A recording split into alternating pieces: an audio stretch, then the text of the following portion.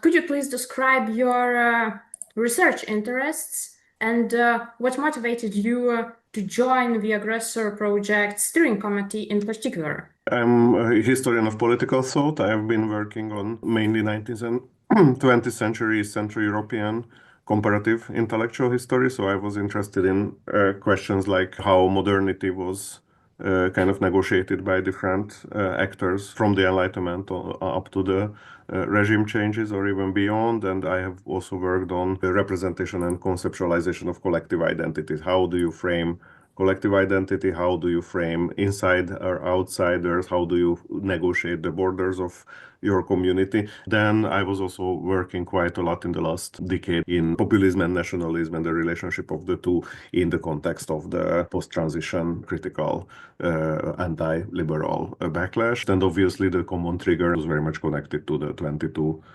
developments. Yeah, so I mean, like that we were kind of experiencing the radicalization of Russian territorial aggression against Ukraine, and then we were thinking that it's important to think about what aggressor means in the 21st century, that it looked like that this is a completely forgotten notion, that we are kind of living in this inclusive historiographical cultures where everybody is friends and we are just talking about transfers and, you know, influences and whatever. But then you start to kind of face a situation where you have to use a language and also you have to make existential choices about where you stand. Early 20th century witnessed this upsurge of national sentiment. So did this intensify the prominence of individual aggressor within national narration, or maybe quite the opposite? Original suggested model that came up in the discussions of the previous workshops was that there is a kind of shift from individual to collective. What we try to do is to nuance this and try to show that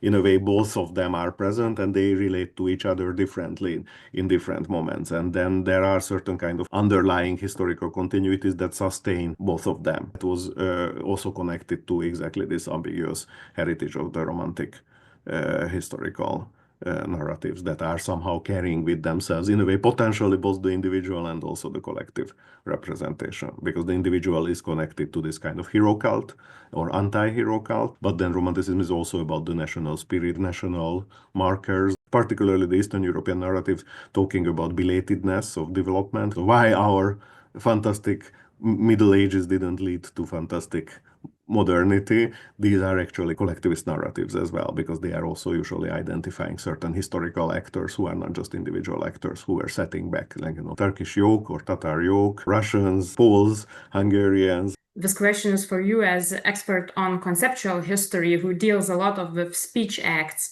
So how would you extensively explain this pragmatic logic behind personifying aggressor or collectivizing it, because it seems that different modes of presenting aggressors are used interchangeably. Different genres, for example, work with different personalization or depersonalization strategies. So you can have the same historical moment when, for example, literary texts are personalizing and historical sociological texts are depersonalizing. Yes, and then this is partially connected to the epistemic communities and also to the target audience that they are actually working with. And then the question is that in certain historical moments, some of these epistemic communities or some of these kind of genres become more important and less. So, like, I don't know, historical novels are important at the turn of the century and in some ways come back with importance in the 1960s, 70s in socialist countries as a kind of counter-memory to the socialist memory in a way. The other thing is that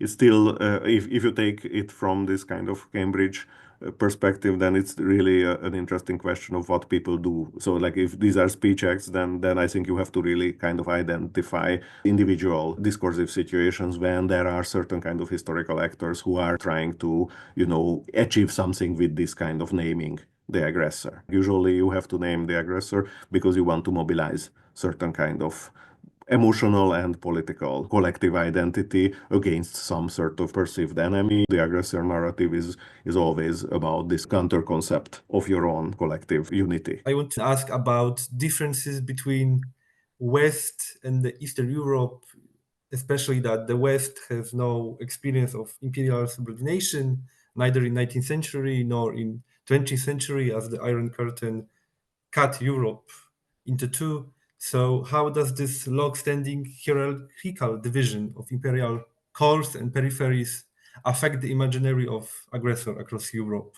In the 19th century, I think most of the what we defined as East Central Europe are defining themselves relationally as these subalterns to some sort of perceived modernity that is happening somewhere else. But at the same time, of course, we have to also discover that Europe is about multiple temporalities. So it is not that there is a kind of homogeneous Western Europe and then there is this kind of subaltern East Central Europe, but it's only on the mind of the East Central Europeans that this homogeneous Western Europe exists. In the 1990s, including Polish students into these German PhD programs and including German PhD students who actually looked at not Germany and England, but Germany and Poland, completely reshaped the German discussion about modernity, yes, because all of a sudden, if you look at from Polish perspective, then Germany is the West, yes, and then Germany is actually the paradigmatic Western culture in the late 19th century. If you look at from German perspective, then Germany is the East compared to the British modernity. So you always kind of have a much more multi-layered thing, but then it can organize itself into this kind of conceptual